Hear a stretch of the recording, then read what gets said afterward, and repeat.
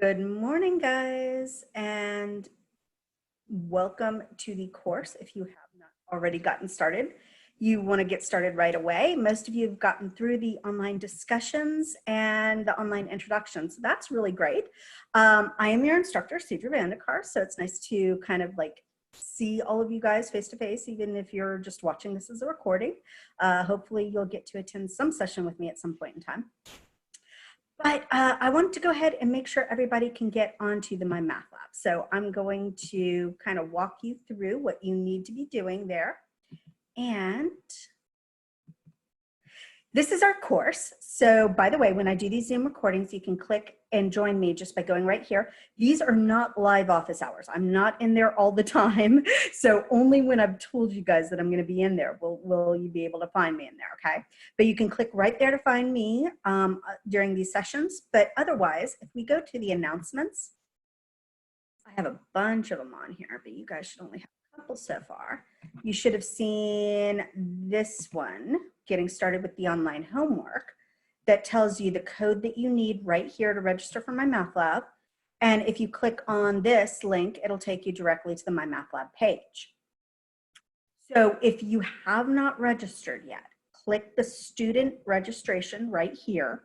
And when you do that, there's an option for you to have a trial period before you pay. If you're waiting for your textbook to be delivered from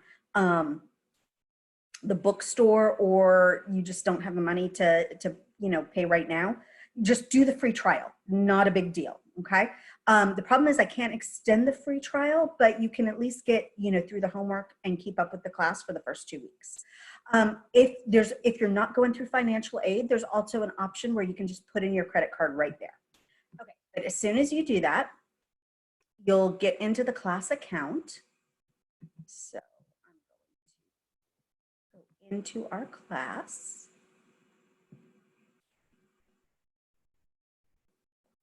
Which is this one.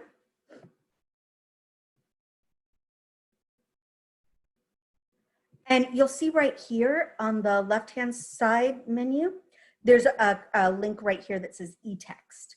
So I tell you guys to read the chapters in the textbook. Just click right here. It'll bring up a new page when you click this one that has the textbook in it, and you can just scroll through there. I know that online textbooks aren't as easy to navigate as the, as an actual physical copy would be, but think about it this way, you're saving a whole lot of paper, okay? All right, and then when you're ready, get the assignments, you can go right in here. Hopefully I'm gonna be able to leave this up for you guys, but your grades on MyLab don't count, they don't matter, okay? I'm gonna be transferring all of the grades from MyLab to Canvas. So only pay attention to your grade on Canvas, all right? Also, because I didn't synchronize these, I'm having to do it manually. So if you complete a section, don't go look on Canvas immediately because I gotta update it. And I'm only gonna be updating them at most once a week, sometimes not even that often. But I'll try to do it about once a week.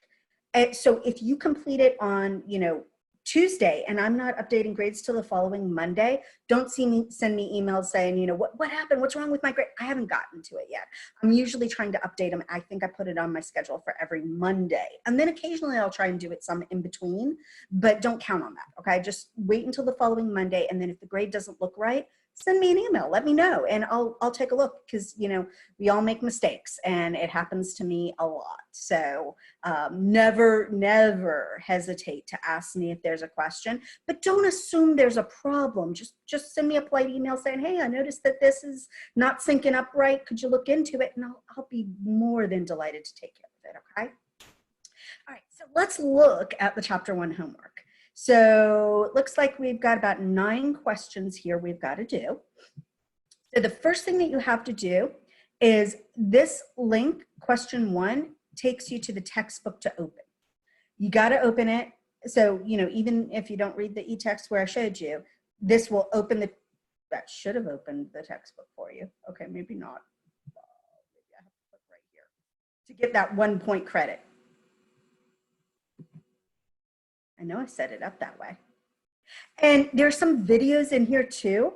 And again, you have to click the video and watch it to get that 1 point of credit. All right. So when I clicked there, so if you're noticing that your score is off by a point, there may have been, you didn't click the textbook link, or you didn't click the video that I assigned for it. So just look for that before you ask me what's wrong. Okay. But this stat starts here. So this, you'll just go through and read the whole textbook. And I'm going to assume that you watched my video and or read the textbook, and we're ready to work the homework. So when we are, we go ahead and click on question 1. And let's see what we have here. All right, so a certain poll asked, in politics, as of today, do you consider yourself a Democrat, an independent, or a Republican? The possible responses were, okay, what kind of variable is the response? Okay. So when it's asking us about types of variables, remember that we discussed the 2 major categories, quantitative and the categorical. Quantitative are meaningful numbers, okay? Numbers that aren't just labels.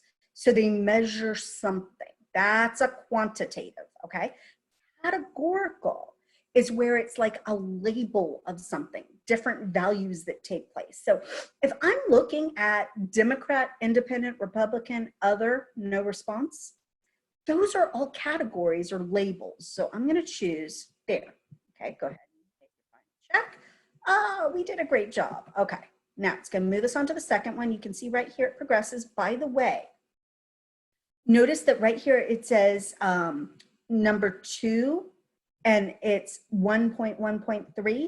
So if you're having trouble with any of these questions and you want to send me an email and ask, just tell me, you know, I'm looking at question number 2 and it says 1.1.3 there. And that way I know exactly which one to look at. Or also right here on the question help, if you click this, it'll take you through the help me solve it, which that's what I'm doing right now, but in a different version. This is the computerized version right here. So the computer will help you solve it. It'll take you to the ask my instructor question. I hate these, I'll be honest with you, but it does, the good thing about these is it sends me an email that links me to the problem that you're working on. So sending me a question this way is good, just don't expect a real-time response, okay? Be aware, it comes to me as an email, and it may be 24 hours before I read that. Okay, that's the only reason why I hate those, because it misleads you into thinking that you're gonna get a response right away. And you're, okay? All right. So a pharmaceutical company conducts an experiment in which a subject takes 75 milligrams of the substance orally. The researchers measured how many seconds it takes for 3/4 of the substance to exit the bloodstream. Now, let's look at what the variable here. The variable that we're measuring is how many seconds it takes. It doesn't even matter what it is that it's doing. How many seconds is what we're measuring. That's a number, that's a meaningful measure. So that would be a quantitative variable. Okay. For the following description of data, identify who and what are described by the data and the population of interest. Okay. So a city Department of Transportation determined that between 2012 and 2015, SUVs were the cause of death or injury for a considerably greater percentage of killed or injured drivers. There were non-SUVs. Okay, so let's take a look at what we're looking at here. So the who, the what, these are what we're measuring about the items, right? So if I look at the who that's described by the data, we're only looking at the killed or injured drivers, right? So the ones that were in some sort of accident between those years. So I don't want to necessarily restrict myself to just the SUVs, because that's the measurement item, whether or not they were affected by an SUV. And I'm looking at a study that's over a specific period of time. So I want to look at the drivers that are killed or injured between those years. Okay, now identify the what described by the data. Well, remember that I said just a second ago, what's varying here is whether or not there was an SUV involved. That's what we're looking at. The percentage with the SUV versus the percentage without the SUV. So I want to know whether the vehicle was an SUV or not. Now, identify the population of interest. So when we're looking at the population, right, this is saying what is it that we're trying to talk about? So the actual people were the ones that were in the accidents, but we're trying to talk about the people in the city in general. But notice that if I'm looking at the people in the city in general, what do they need to be able to do? They need to be able to drive, right? So I'm looking at all drivers in the city between 2012 and 2015. Those are the people that I'm looking, oh, wait, all drivers who were killed or injured between 2012 and 2015. No, sorry. We're looking at, yeah. All right, there we go. So make sure that you're being specific about the population that you're extrapolating to. We want to know whether the SUV was a factor in that death rate over that time period. All right, now let's see. Researchers studied middle school, high school, and college students in 12 states to determine their ability to evaluate the quality of information found in different online resources. Okay. Among other things, they found that middle school students had difficulty differentiating between news sources and native advertisements. High school students could not tell the difference between real and fake news sources on the social media, and college students did not suspect potential bias in a post from an activist group. All right, who are we looking at? These are middle school, high school, and college students in 12 different states. That's who we're trying to, that's who the survey was given to, or the study was done about, however it was conducted. But that's the people that participated, right? So that's our who. Identify the what. Now, what is it we're looking for? The evaluation of the quality of information found in different online sources. That's what we're trying to get at, right? We want to know whether they had difficulty differentiating among these different items. So it's not the number or the kinds, it's the ability to identify the quality.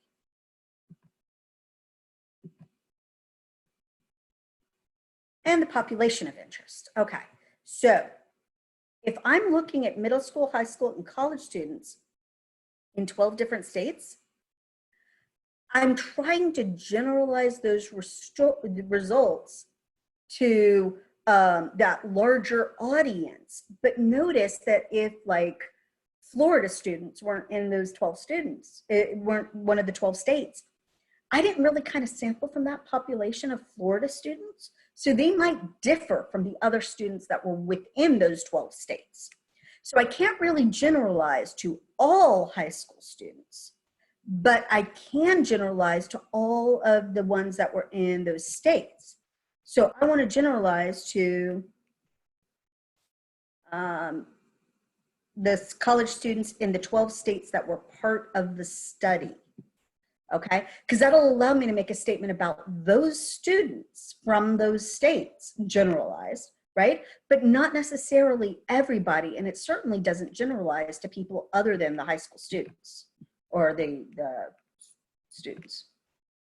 Okay, so it does want to generalize to all students. Well, okay, that would work if it were randomly selected. Did it say those 12 states were randomly selected? It says that they were, it does not say that they were randomly selected. Okay, so we're gonna have to assume, let's talk a little bit about some of the things that are needed in the study for it to be valid like that. If I'm looking only at like, say, the Southeast, like all 12 states came from the Southeast, they're not going to be representative of all students in general, because students in the Southeast have something in common. All right, that's why we would say only in the 12 states that were part of the study, okay? But if I've randomly sampled so that those 12 states come from different regions, or every region has an equal probability of being included, that allows me to generalize to a broader audience. So I'm kind of disappointed that it wasn't specifically stated here that they were randomly sampled, but we're going to assume that that's what they meant, because they want to generalize to all students. Okay. A study begun in 2011 examines the use of stem cells in treating two forms of osteopenia. I'm not sure what the penia part is. Osteo is bone, so some sort of something to do with the bones. Gotta look that one up. All right, each of the 40 patients entered one of two separate trials in which embryonic stem cells were to be used to treat the condition. Okay, so who is it that's being treated? Well, all right, so if we look at this, it's examining the use of stem cells in treating two forms of this disease. So we are looking at the two forms of the disease, right? So I want to know, so we've got the 40 patients in our study. So we're going to be looking at the 40 patients that we are examining within the study. All right, now, identify the what in this study. All right, so our what is what we're measuring. So we're using embryonic stem cells on the two different conditions. So I want to see the effects the treatments have on the disease, right? It's not, I'm not looking at the cure. I'm not looking at which trial they're in. It's not the difference in severity. I want to know what the stem cell treatment does. Identify the population of interest. Okay, so I'm trying to extrapolate. Again, we would assume that these are 40 randomly selected people in our study. So I want to be able to make statements about the people with this disease. So I want to say we are being able to extrapolate our information to the people with these two forms of osteopenia. So I gotta look that up. Okay. Now, because of the difficulty of weighing a lion in the plains, researchers caught and measured 86 lions, recording their weight, neck size, body length, and sex. They hope to find a way to estimate the weight from the other more easily determined quantities. Okay, who was measured? Well, so our researchers caught and measured 86 lions.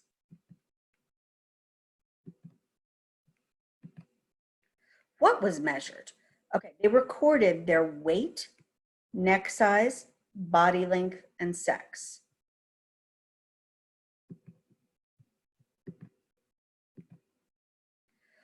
When were the measurements taken? It does not say, does it, right? It says it's done out in the plains or something like that. So I'm going to say this information is not given. And then that's it.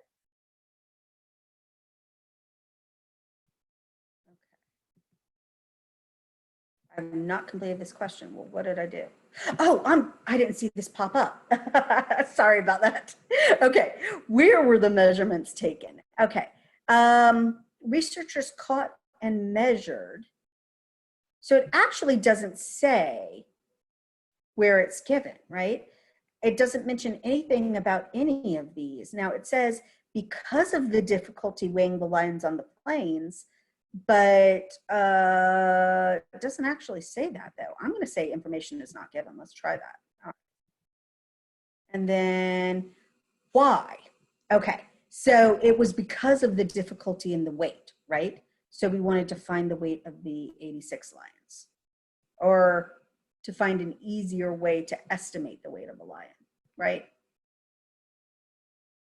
because we wanted to hope to find a way to estimate weight from other items.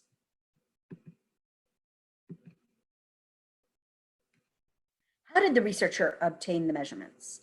So the researchers collected data on the 86 lions they were able to catch.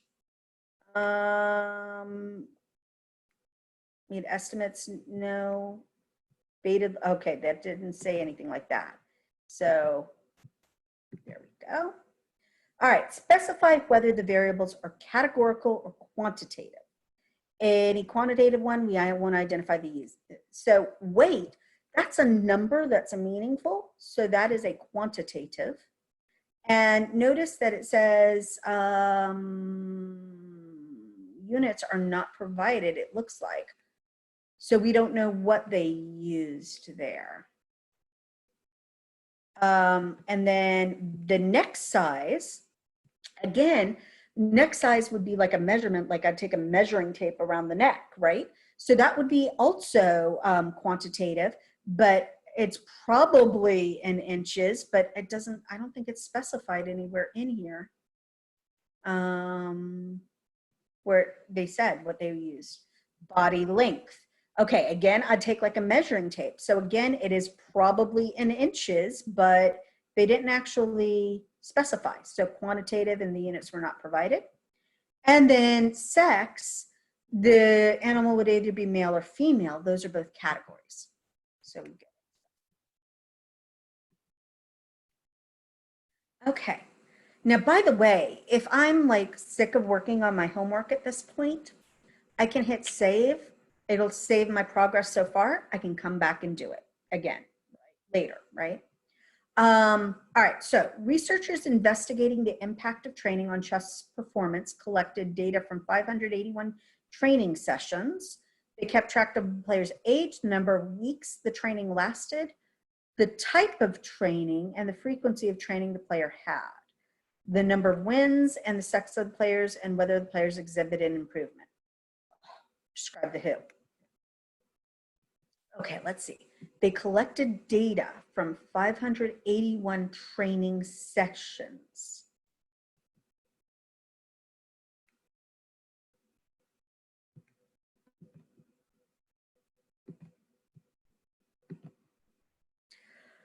What?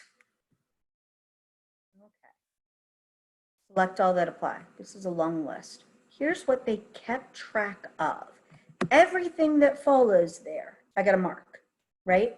So the player's age is right here. Number of weeks the training lasted. Duration, I guess. Type of training. The frequency of the training. The number of wins. And whether the players are exhibited improvement. Oh, I missed the sex of the players. And the improvement, right? Average improvement, I guess it would be. Nope, not average improvement. Right here, I see players improvement, right? Okay, duration of the study, nope. Number of training sessions was not mentioned. Average improvement, nowhere did you see average up there. All right. Identify the win for the description of data. Okay, so this is 2001 through 2003. So between the years 2001 and 2003. And then identify the where for the description of data. Does it say? I don't think it says, does it? So we'll say this information is not given. And then the why. They wanted to investigate the impact of training on chess performance, right? So we want to determine the effect of training on the player's performance, right? See how that matches most closely what was phrased here? How? It just says the researchers collected data during the course of the training, right? We didn't mention anything about interviewing anyone. We didn't mention reviewing records, right? So it's just, so then the information is not given because it just says it kept track.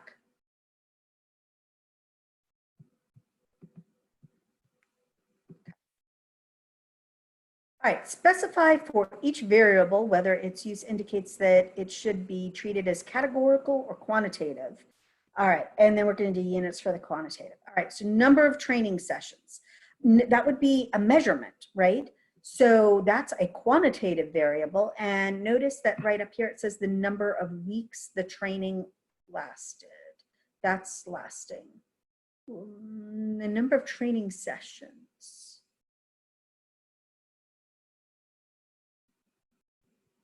Okay, well, it would have to be in counts, right? Because we're measuring the number of times it happened. The duration of the study. Okay, the duration of the study right here is weeks the training lasted. So that's our quantitative variable in weeks. The player's age would be years that we're measuring. So it's most likely years because it's not actually specified. But that's kind of a common sense one because there's not really anything else we measure age in besides that, right? Whereas like height, well, I can measure that in inches, I can measure it in feet and inches, there are multiple choices. And that's why previously on the height one, we didn't pick a unit because it wasn't specified. But here, it's kind of common sense that it would be years. The duration of the training, that's the number of weeks the training lasted. So let me go back and revisit this one for a second. The duration of the study is probably in weeks, but is it actually specified? Let me see what my choices are. Not a variable in this scenario. When I first read the duration of the study, I was thinking the duration of the training sessions. But once I see it down here, I realized, oops, I made a mistake, right? The duration of the study is not something we were measuring. The number of training sessions, I didn't realize not in the studies was an option. Notice that number of training sessions is not one of the ones we picked. So let's change that back to not a variable. I was thinking that didn't make sense. Okay, so player age, the duration of the training, and now the type of training. So here's our type of training: practice, theory, or combined. These are all like labels, names of things. So they're categorical. So I would choose a categorical variable there. All right, specify for each variable whether its use indicates that it should be treated as categorical and quantitative. And for any quantitative variable, identify the units. Okay, frequency of training. The frequency of training, notice up here it just said monthly, weekly, daily.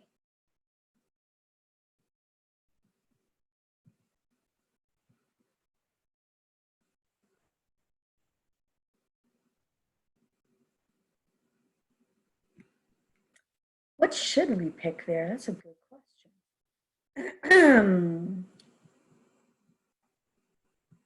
We're going to have to go with not, well, it is specified though, but it says monthly, weekly, daily. So it's not weeks, not counts.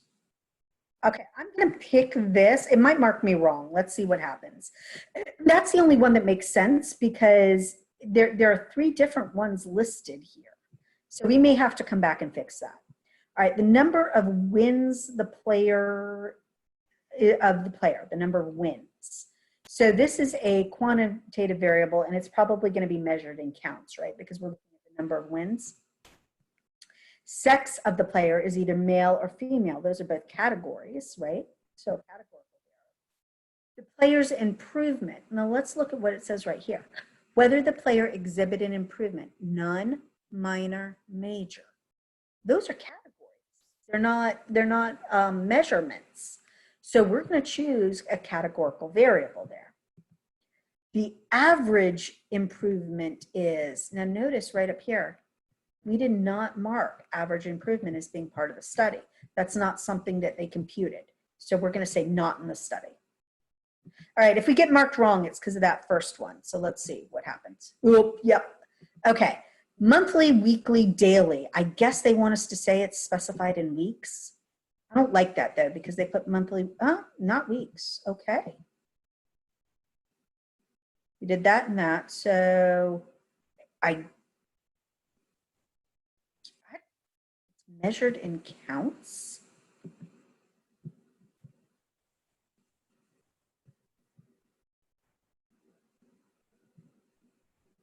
So where do we, a categorical variable.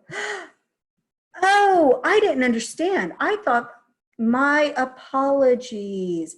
I thought they were measuring, when they say measure the frequency of the training, I thought that they were saying, like, I'm going to measure how many months, how many weeks, and how many days they actually did the training. I didn't read this correctly as being they were just measuring which of these 3 patterns they were under. So it is categorical. Okay, so now notice I got it wrong. All right, so I can either just move on and answer the next one, or if I want to get my homework score up to 100%, hit the similar question button and do another one. Notice that I could also choose to move on right now and then come back to this problem again, to this homework set again, and just work that one problem that I missed. Hit the choose a similar question and retry it and move my homework up to 100%. All right, scientists at a major pharmaceutical firm conducted an experiment to study the effectiveness of an herbal compound to treat the common cold.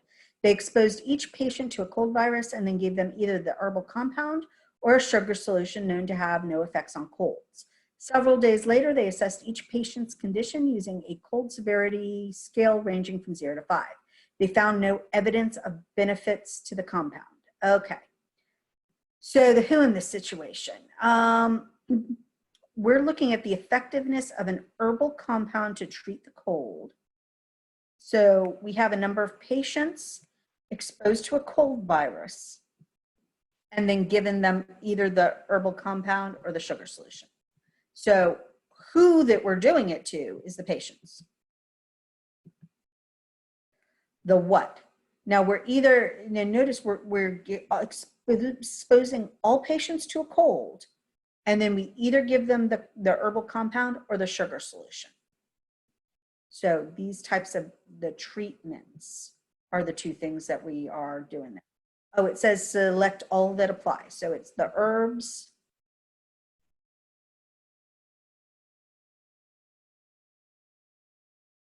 I guess.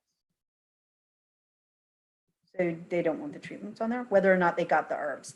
I would consider, so to me, the sugar pill is not an herb. Okay, so just the treatments. Whether they got the herb or whether they got the sugar pill should be what we go in there. D, cold severity. Oh, I didn't look at what we were measuring. I'm sorry. We were, several days later, they were looking at cold severity ranging from 0 to 5. So I should have also marked the cold severity on that. Okay, so identify the win in this situation.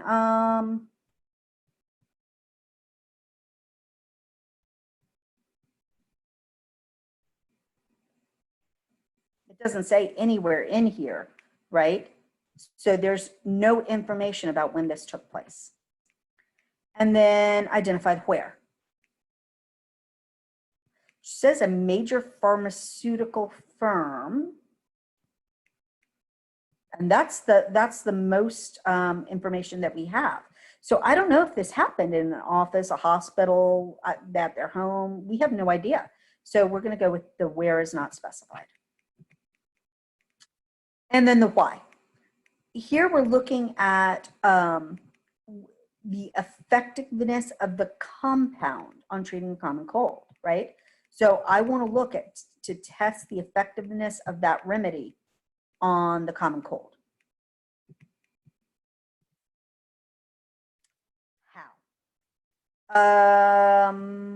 Several days later, they assessed each patient's condition using a cold severity scale ranging from 0 to 5, right? So scientists set up an experiment, right? Because they were given the 2 different treatments. This is the one that makes the most sense, right? They weren't surveyed about their experiences. They didn't combine, it never, nowhere does it say they combined the virus.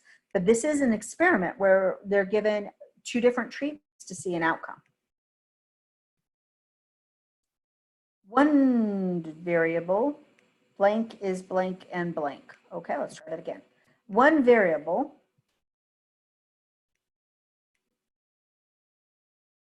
which treatment they got is the only variable in the study. That would be categorical because they were either given the compound or the sugar solution.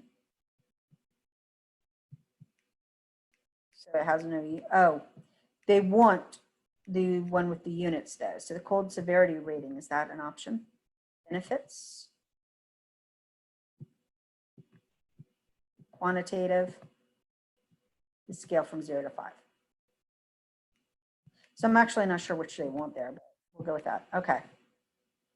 So nope, they want the treatment, categorical, and no units. Okay. Another variable. I don't know why they set this up this way. Cold severity instead of the benefits. Okay. So the cold severity is quantitative and ranging from 0 to 5.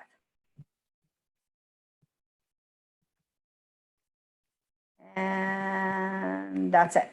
Okay, so like I said, working this together, we got a 98.38. So if I hit save and I come out of here, I shouldn't have saved that, but I'm just trying to show you guys something. And we go back to like assignments. Then notice that right here it's going to see score. So 98.38 is what we got on there.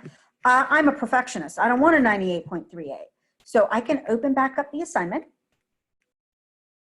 And I see I missed the last 2 questions. So if I pull up question 7, all I'm going to do is go down here to where it says similar question. And now I can try it again and improve my score. Let's say I pull it up and I do this and I go, oh, you know what? I'm really good with that 98.38. Just close it right out, leave the page. You get to keep your 98.38. You don't have a limit on the number of times that you can do the homework. So you're welcome to do it as many times as you want. But if you go back to the course, right here on the syllabus is where you have your syllabus and your schedule. Look at your schedule.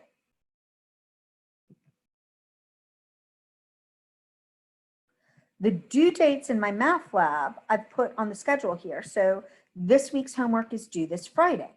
But if you scroll all the way down, my math lab homework final due date. Not until December the 4th. So even though the due date is this Friday, you can work on this all course long. Now, why did I do that? Because the only test that you're taking in here is this final exam. So if I were studying myself, what I would choose to do is when I do this homework and I see that score is, 70% or whatever, I'd probably leave it there. I'd leave it as a 70%. And then at the end of November, when I'm starting to get ready to review for the final exam, that's where I'd come back through, read those homework problems again, and then work the problems that I missed so that I get that score up to 100%, because that forces me to review for the final exam at the same time as improving my homework score up to 100%. So it's kind of a win-win, right? If I do it that way, just a suggestion. But I know some of you guys don't like to see a score less than 100%, and so you want to get it right away. that's fine, but then reviewing for the final exam is a little bit harder on you because you've already done all the homework problems. So you got to go back through. Now, by the way, even though I've done the homework problems, let's go back into chapter 1 for a minute. See here, I got question 3 exactly right, but I want to review for the final exam. I still have that similar question button. So even though I got that completely right, if I hit similar question, I can do it again. Okay. So if you do get the 100% now, you can still go back and work those problems again for the final exam. But look right here at the breakdown of your grade, right? Your homework is 10% of your grade. That's a full letter grade. So to get 100% on that means that you're getting, you know, wait a minute, this isn't right. I gotta fix this. I don't know why it's showing like that in Canvas. That's not the correct breakdown. Look at your syllabus. I will fix that in Canvas. I'll find out why it's doing that. That's old, but let's look at the syllabus. Try that again. There we go. Homework is 20% of your grade, right? So that's 2-letter grades. So to get 100% on the homework, right? Guys, I mean, you know, you haven't really seen me grade the discussion posts yet, but I mean, honestly, they're not that bad. They're really not. So there's 30% of your grade that you should get pretty quickly. Just like, you know, we talked through the homework, we can talk through the quizzes somewhat. So that's 40% of your grade that's immediate. 40% more working on with your peers on projects, and then 20% for that final exam. So it's really not anything to stress over. You can pad a lot of your grade before you get to that final exam. And by the way, if you look at the settings on the final exam, just like I gave you, I guess I have to close that. Just like I gave you unlimited attempts on the homework, I did not give you unlimited attempts on the final exam, by the way. And by the way, you can see all of the homework and you see the due dates. You can't see the final exam because the final exam doesn't open until December 5th or whatever it was. I think I made the homework due the night before the final exam starts. So you can't take the final exam until December 5th, but I'll give you 2 attempts. So even if you screwed up the first time, you can immediately email me and say, oh my gosh, please will you meet with me and help me figure out what I did wrong on the final exam so that on your second attempt, you don't have that problem. Okay? All right, so hopefully that gives you enough to get started on everything. Hopefully I'll be able to get this recording up. Do you have any questions? Okay, there's nothing else I can show you or no questions about anything. We're done. I'll go ahead and stop the recording now and say good luck to everybody on working that homework. So let me stop the share and then I can stop.